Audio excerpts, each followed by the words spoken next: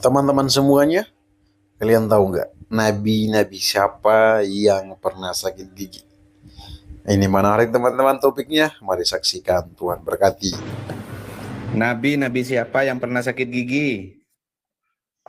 Bu Winef tahu nggak nabi yang pernah sakit gigi? Ya Bu Winef. Gigi. Nabila. Iya, nabi yang pernah sakit gigi siapa? Tahu nggak? Nabila. Nabila? Iya, Nabila. Salah. Nabirong. Ini kisah Nabi Musa sakit gigi. Itu di mana? Ayo, kenapa Nabi Musa ini sakit gigi? Ayo, kenapa Nabi Musa ini Memang sakit komplit. gigi? Memang sempurna lah ya, memang sempurna. Ayo, kenapa Nabi Musa sakit gigi? Aduh, memang Ayo. lah ya. Tapi emang bener sih bro. Beolnya Musa pun diceritain. Satu-satunya Sempurna sekali memang. Nabi yang sakit gigi adalah Musa. Ya kan? Satu-satunya Nabi.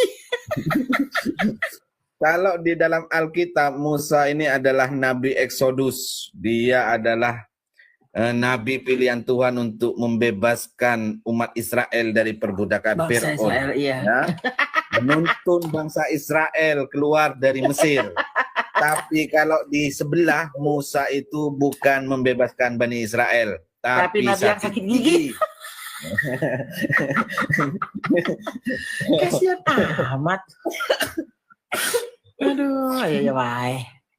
Ya, ayo bagi Nabi kita teman-teman nggak ada yang di bawah sakit-sakit. yang Apalagi yang disamber apa? Kesambet. yang tahu kenapa Musa sakit gigi jawab. Ini ada di dalam, ini bukan karang-karangan. Nah, ini ada bahasa Arabnya juga nih. Ini bukan karang-karangan ya, ini bukan framing. Ya, ini. Tuh, Ada di dalam. Nabi siapa yang giginya patah saat perang? Ini ya. Ini ada di dalam ilmu tauhid, buku ilmu tauhid terjemahan kitab Kifayatul Awam. Nah, ini. Ya. Di sini Pandai semua jawab di bawah. Musa sakit gigi. Aduh, kasihan Musa ini. Ya. Kasihan Musa ini. Ya. Betul-betul kita penyempurna. Sempurna sekali sampai sakit gigi pun Nabi diceritain. Ini saya bacakan ininya ya. Diceritakan ya bahwa suatu ketika Nabi Musa mengalami sakit gigi. Beliau lalu mengadukan penyakitnya kepada Allah Ta'ala. Lalu Allah berfirman, ya Allah berfirman, nggak tahu firmannya ini di mana. Ambillah rumput itu dan selipkan pada gigimu yang sakit. Nah, jadi sakit harus disuruh menyelipkan rumput. Pakai rumput. Ya, pada gigimu yang sakit. Nah, saya lanjut.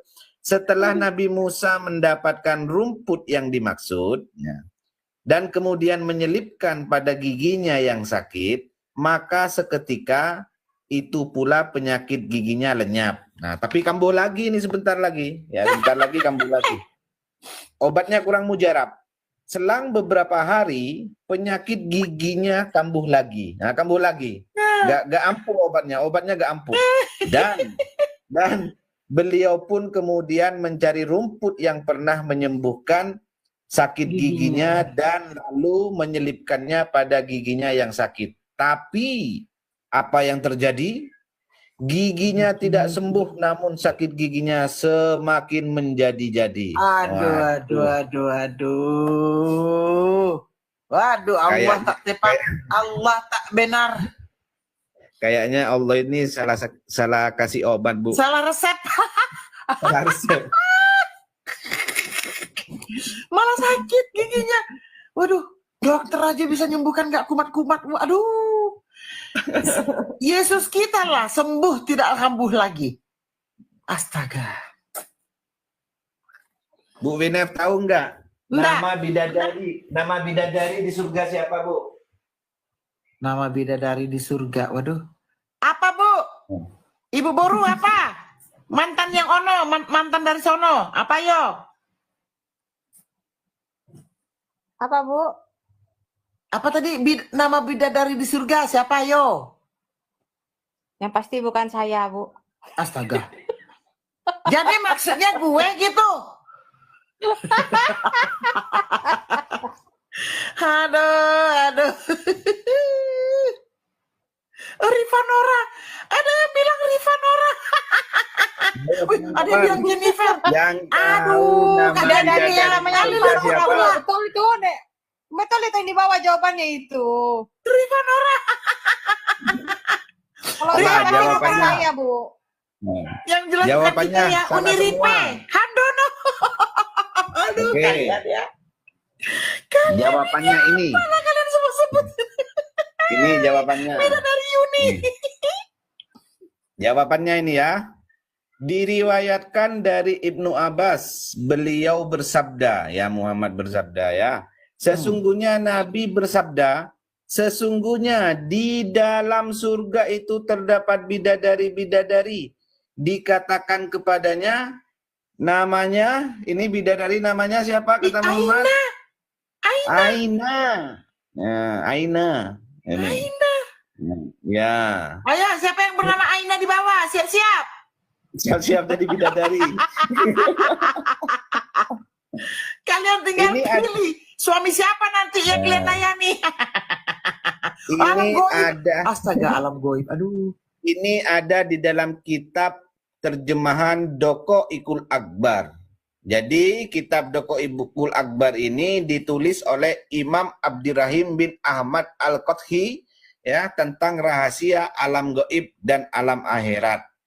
Di dalam halaman 144 nama bidadari di surga kata Muhammad itu adalah Aina. Aina. Aduh, siap-siap yang namanya Aina weh. Dandan dari sekarang. Jadi bidadari kalian nanti di surga, tapi kalian tak dandan, tak ada nanti mau. Lelaki. Kalian tahu nggak? Ya, teman-teman yang di bawah, tahu nggak kalau bidadari di surga itu pakaiannya pakaian apa? Aduh. Mak, sungguh-sungguh komplit. Pakai itu, Bu Hinef. Pakai Bikini. apa namanya? Lingri apa itu katanya itu? Apa itu? Bikini. Jerry. Baju yang kurang-kurang itu. Ya, ini. Kurang-kurang. Di dalam Bahan baju itu, dinas, lingkar. baju dinas. Ya, ini ya, di dalam rumah tersebut, ini di dalam surga, ya, di dalam rumah tersebut terdapat 70 ranjang. Pada setiap ranjang terdapat 70 kasur. Dan setiap kasur terdapat seorang bidadari yang memakai 70 pakaian. Yang terlihat, ya, yang terlihat sumsum betisnya. Wah, pakaiannya ini tembus pandang sampai terlihat sumsum betisnya. 70 Karena pula. halus, ya, karena halus dan tipisnya pakaian yang dikenakannya. Waduh, jadi pakai baju tipis guys, bidadari di surga nanti yang bernama Aina itu, ya siap-siap saja. Astaga. Rugilah dirimu Tretan. Ngapa kau masuk Kristen? Nggak dapat bidadari berpakaian di Jerry. Tipis dia, 70 lapis masih kelihatan loh. Rugilah kau. Nah. Kalau kita perempuan sudah pasti rugi. Kalau masuk ke sono, kita masuk ke Kristen aja, dapat laki satu, nikah Satu terus lagi tak boleh poligami. cerai, tak boleh dianiaya. Tak boleh lagi cerai. Kasihilah. Yang laki-laki Kasihlah itu rugi istrimu kalian seperti yang apa kau jadi kasih Kristen. aku. Wow.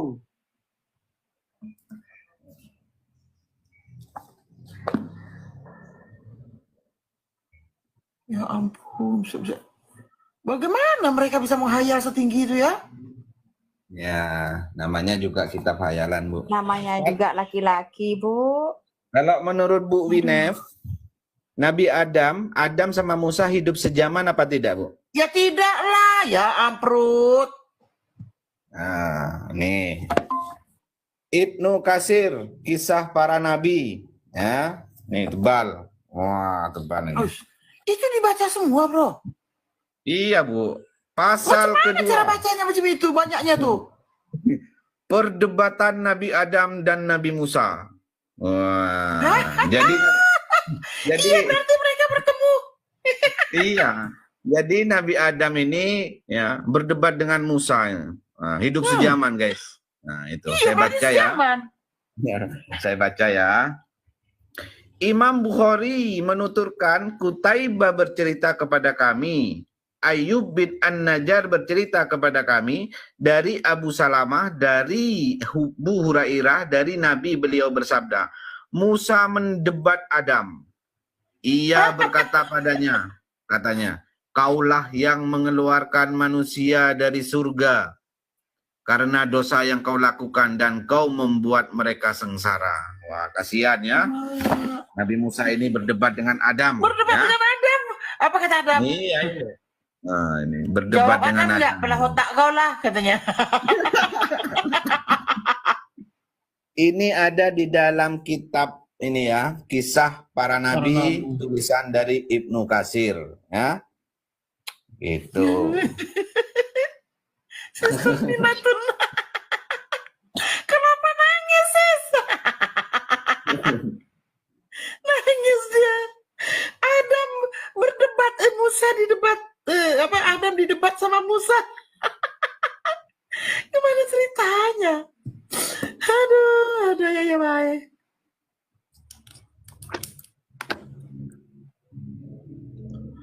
Oh, ya boleh gatek.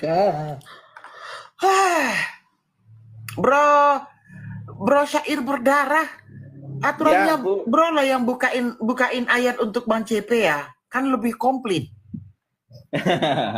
Iya, Bu. Ya, kalau saya ada waktu ya pasti saya naik, Bu. Ini. Nah, ini nanti nih habis ini. Oh, ya. Boleh. Saya pikir saya udah hebat karena saya pakai apa namanya, pakai HP tadi kan, pakai apa sih namanya nih? Ternyata bro ini biar juga pakai buku udah hafal ya. Bro, boleh tanya nggak? Kenapa kamu punya buku sebanyak itu? Ya, memang ya ini, Bu, ya. Ya, yang pertama memang ya kalau saya karena memang ingin bergerak di dunia apologet dan juga ngajar Islamologi juga kan di beberapa kampus ya, meskipun nggak menjadi pengajar tetap gitu. Dan juga sebagai literatur di dalam beberapa tulisan-tulisan di buku saya gitu. Bukan Ya, kita Gimana, bukannya gini loh bro, kan dari Seberang ya bro ya. Iya. Nah, itu punya buku sebanyak ini sejak kapan? Saya ngumpulkan buku-buku ini sekitar 10 tahun, Bu. Itu waktu masih di Seberang? Enggak, udah percaya. Udah percaya malah ngumpul sebanyak ini? Iya, Bu. Jadi bukannya waktu di sana lalu karena pengen belajar makanya beli buku ini beli buku itu, bukan ya? Bukan. Memang untuk kebutuhan ini. Ditinggalin kok malah dibeli bukunya banyak-banyak. Ya memang sedikit aneh memang, Bu. Ya. Masya Allah, orang kan waktu dia di sana pengen tahu punya buku banyak. Ini malah setelah ditinggalin malah banyak. Ya. Hebat ya. Ya, Hebat apa gila ya, Bro? Ya enggak, Bu, ya buat belajar saja, Bu, ya. Buat belajar Iya. karena juga Apalagi sudah nggak di sana kan, ngapain sampai sebanyak ini untuk belajar? Itu udah berapa duit, Bro? ya udah bingung nggak tahu ya, Bu, ya udah dicicil kan, belinya dicicil lah ya. Ya ampun, banyak Ada sekitar 10.000 lebih lah di sini, Bu. 10 apa? 10.000 lebih buku-bukunya. Sudah 80% dibaca, berarti udah 8.000 dibaca paling dikit. Ya, Buset. kurang lebih gitu, Bu. Itu habis dibaca. Gimana, Bu? Habis. Ya kalau buku-buku yang halaman 300 halaman, 200 halaman ya dibaca habis, Bu. Yang berapa halaman yang nggak habis? Ya kalau yang nggak habis misalkan ya kayak kitab-kitab kayak gini lah, Bu, kan ngapain baca sampai habis, Bu? Kayak gini nih. Kayak tafsir ini kan nggak perlu sampai Gila habis kan? lah. Gila, Kita justru baca sudah ditinggalin nih buku-buku kayak begini dikumpulin. Sinting. ya bukan sinting, Bu. Gila lah. Ya ampun. Ini Tapi memang buku memang itulah ya bro ya. Anda kalau kayak gini nih habis nih ya. Panggilannya Ini itu kan pengajar, Bu. Bro Iya Sair itulah ini kan makanya. Panggilannya itu. panggilannya sebagai pengajar, jadi buku-bukunya harus banyak. Iya. ini buku-buku terkait Quran ini. Ini buku-buku terkait Al-Quran, kajian Quran, studi hadis, Astaga. studi Quran ini ada. Wah, enggak herannya ini Bu, waktu di sana justru enggak mau, enggak tertarik, enggak Nah. kepengen. Setelah orang gila. Kan logikanya ya, ini logika ya, tapi kita nggak tahu entah apa yang dibikin Tuhan di otaknya si syair berdarah ini ya. Logikanya, kalau kita udah ninggalin lalu kita masuk ke tempat yang baru, tentu yang baru dong yang kita dalamin. Ini aneh. Ya. Luar biasa. Kekristenannya Luar biasa, juga di mah gua dalam. bilang mah. Gila. Tetap iman yang baru tetap harus terus didalami juga lah. Ada Gila. juga sih, Bu, buku-buku Kristen ya ini ya. Tapi memang jiwanya terpanggil untuk berapologet ya, meluruskan. Karena sudah tahu bagaimana yang di sono, terus yang di sini ternyata di sini ketika gue di sana, yang di sini dikatakan demikian, makanya itu kali yang terpancing untuk belajar supaya meluruskan itu. Karena orang apologet ini kan meluruskan yang dibengkok-bengkokkan. Itu makanya berdebat. Ya, di sisi lain juga kebutuhan untuk saya menulis buku. Karena kalau menulis buku kan kita butuh referensi, jadi harus beli buku gitu. Oh, itu koleksi buku atau perpustakaan? Koleksi buku saya. Jadi misalkan contoh ketika saya nulis buku tentang ilmu kalam, ya kan? Ya mau tidak mau ya saya harus mungkin sekitar 100 buku tentang ilmu kalam harus saya beli, misalkan kayak gitu untuk referensi untuk kita bedah gitu kan. Nah, contoh ketika saya nulis buku tentang ini apa? Tentang kebangsaan lah ya, misalkan kayak gini contohnya ya. Nah, ini contohnya. Nasionalisme Bung Karno dan Tan Malaka. Ini ada sekitar berapa halaman ini? Ada sekitar 462 halaman. Nah, jadi ya referensinya harus banyak itu. Nah, ini referensi yang dipakai. Contoh misalkan ya, daftar pustaka ini. Ini referensi yang harus saya baca. Oh gitu, dibelilah tuh. Iya dibeli nih. Masya Allah, ya ampun. Ini. Berapa ratus referensinya dibelilah tuh, terus dibaca pula tuh. Buset, bah. Ini referensinya yang saya pakai itu. Nih. Di daftar pustakanya. Terkait buku Nasionalisme Bung Karno dan Tan Malaka itu. Ya itu ini, Bu. Luar biasa. Kira-kira gitu, Bu. Gila.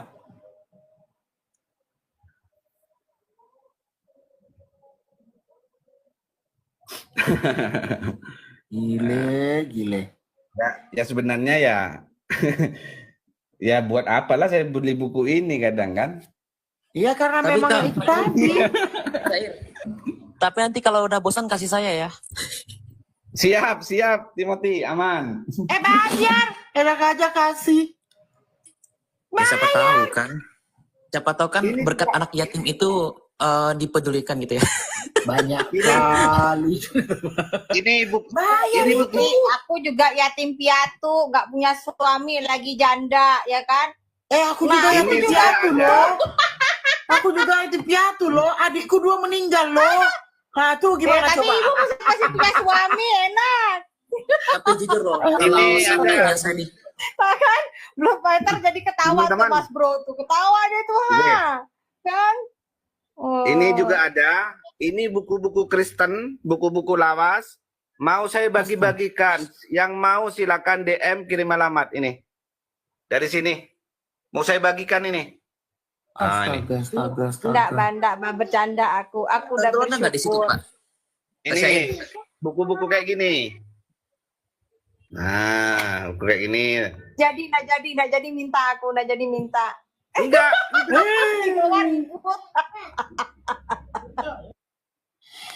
Tapi ongkosnya COD dong, bayar sendiri. Iya, COD. Iya, kutu buku, COD. betul. Itu saya mau bagi-bagikan memang dari kemarin-kemarin. Gitu.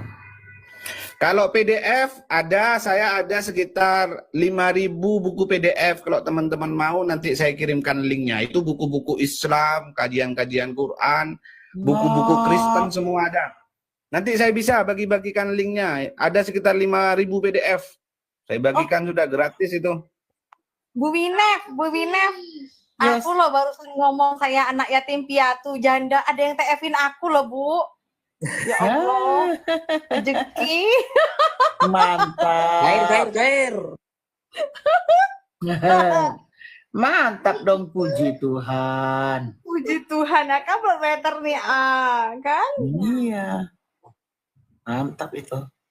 Silakan yang mau buku PDF ada 5.000 lebih, linknya nanti saya kirimkan. Teman-teman bisa DM, saya kirimkan linknya ya. Itu Mantap. banyak sekali itu buku-buku Thank Kristen, you, Bro Skuli. buku sejarah, buku-buku Islam itu. Makasih. Ya. Wow. Silakan. Wow.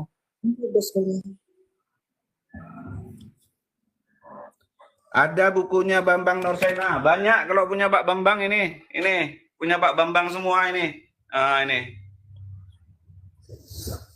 Ada.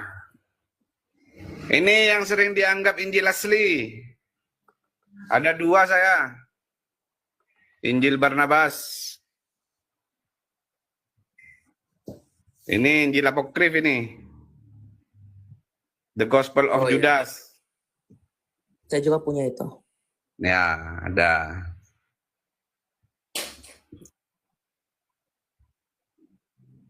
Tapi yang mengenai 66 ya, kalau nggak salah Pak Bambang Nursena pernah buat juga buku mengenai itu. Antichrist atau 66 ya. Karena covernya itu mengenai tentang apokaliptik wahyu. Belum pernah tahu saya kalau itu, Timothy. Belum pernah tahu kalau buku itu. Nggak ada juga, nggak punya juga. Makanya saya tantang para polemikus Islam, mau Zuma, mau siapapun, debat head to head dengan saya berdarah pakai data fisik. Jadi saya tantang memang, kalau mau. Kalau nggak pakai data fisik, udahlah nggak usah, ngoceh aja sendiri di komannya ya. Kalau mau debat sama saya head to head, boleh, tapi pakai data fisik.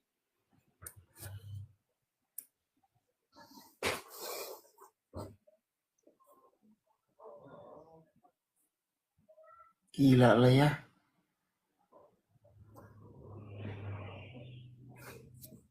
Punya Ahmadiyah juga ada di sini, buku-buku Ahmadiyah. Yang suka baca buku Ahmadiyah. Nih. Nih. Astaga. Ya ampun. Sampai sekarang Ini- masih bisa baca Arab, Bro? Bisa, Bu, sedikit aja, Bu. Masih tahu artinya? Sedikit-sedikit sih, Bu, karena memang saya itu bukan spesialis di dalam bahasa Arab, ya. Karena bisa baca Arab ya karena memang masih kecil ngaji aja, bukan karena pernah di pesantren, nggak pernah saya gitu. Maaf, Bro. Ya. Dari mana sih, Bro? Apanya? Asalnya. Dari Indonesia, Bu. Bu, Madura. Alamak, dari Indonesia. Ya ampun, iya. Saya orang Batak tapi bukan dari Indonesia. Masya Allah. Kita sebagai orang Kristen perlu dan tekun mempelajari iman kita. Tujuannya adalah iman kita semakin kokoh. Ketika iman kita semakin kokoh, maka kita tidak mudah dipengaruhi oleh orang lain. Setelah kita merasa iman kita telah kokoh, kita telah memahami iman kita, mari kita belajar keyakinan-keyakinan orang lain. Tujuannya supaya apa? Kita tidak bodoh-bodoh amat, ya kan? Terhadap keyakinan orang lain ya. Kenapa? Karena kita hidup di Indonesia di mana ada agama, agama Islam ya, yang sangat militan untuk mendakwahkan iman mereka. Karena konsep kita itu mirip-mirip. Tuhan itu satu. Mereka juga percaya kepada Abraham, Ishak, Yakub. Mereka juga percaya cerita Nabi Adam, Adam dan Hawa. Jadi banyak sekali kesamaan. Nah, bermodalkan kesamaan yang ada tersebut, mereka dengan mudah mempengaruhi iman kita. Saya kasih contoh. Ada satu orang Kristen yang didatangi oleh seorang Muslim dan mengajaknya untuk berdiskusi. Tuhan kalian ada berapa? Dijawab, Tuhan kami satu. Lalu bagaimana dengan konsep Tritunggal tersebut? Nah, orang Kristen ini menjawab dengan pemahaman seadanya yang dimiliki. Lalu si Muslim ini menjelaskan bahwa percaya kepada Allah itu satu, itu seperti konsep kami. Ya Allah ya satu, tidak ada penjelasan-penjelasan tambahan yang lain. Tritunggal, ada Bapa, ada Anak, ada Roh Kudus. Tidak ada. Dengan pengaruh seperti ini, ketika orang awam yang mendengarkan itu, maka mereka akan sangat-sangat kaget, sangat-sangat terpengaruh. Ternyata orang Kristen itu imannya beriman kepada Allah yang tiga, ada tiga Allah yang terpisah-pisah, bukan satu. Karena apa? Dia akan hitung. Lah, tadi kamu bilang kalian menyembah kepada Allah yang satu, tapi kok kenapa ada Allah Bapa, ada Allah Anak, dan ada Allah Roh Kudus? Ini kan tiga. Satu ditambah satu ditambah satu sama dengan tiga. Jadi karena orang Kristen itu tidak paham, dia pada akhirnya terpengaruh dengan tipuan mereka. Karena itu penting untuk kita belajar iman kita dan belajar memahami iman mereka. Karena sebetulnya sudah dikuliti konsep Islam, konsep ketuhanan Islam itu oleh debater-debater Kristen bahwa mereka juga menyembah kepada Allah yang unit ya, satu unit. Dan penjelasannya cukup ribet teman-teman ya. Nah, jadi mari teman-teman, kalian yang punya kemampuan untuk membaca, ayo baca buku, belajar, memahami iman kalian, dan membagikan itu kepada anak-anak, atau teman, atau keluarga, supaya kita membentengi orang-orang Kristen untuk tidak mudah dipengaruhi oleh orang lain. Secara khusus dalam hal ini orang Muslim. Karena kalau bertemu, orang awam bertemu dengan Jonathan Nander, dengan Agustan, dengan Yahya Waluni, dengan Uni Rifa, mudah sekali untuk tergoncang imannya. Sehingga belajar adalah opsi yang sangat-sangat penting untuk setiap kita ambil. Jadi untuk anak-anak muda, saya mengimbau kepada kita untuk tidak malas baca buku, tidak malas belajar iman Kristen, banyak bertanya, banyak membaca Alkitab, sehingga kita tahu tentang iman kita. Saya sering kali ditanya, kenapa kamu memilih sekolah teologi ya? Saya menjawab, ya karena memang sebagai orang Kristen, kami diwajibkan untuk belajar, untuk memahami iman kami. Apakah kamu sekolah teologi untuk jadi pendeta? Saya bilang tidak. Jadi anak-anak yang sekolah teologi ya, tidak berarti mereka adalah pendeta, tidak. Sekolah teologi ya tujuannya untuk kita memahami iman kita, untuk kita bisa mempertanggungjawabkan iman kita kepada orang lain ketika ada pertanyaan-pertanyaan yang sulit, kita bisa menjawabnya. Jadi sekali lagi teman-teman, mari belajar. Seperti tadi, apologet Kristen tadi, dia banyak sekali membaca buku-buku. Referensinya itu sangat-sangat banyak. Saya sangat terinspirasi dengan semangat beliau dalam hal membaca. Sekian teman-teman yang dapat saya sampaikan. terus support channel ini. Tuhan Yesus memberkati.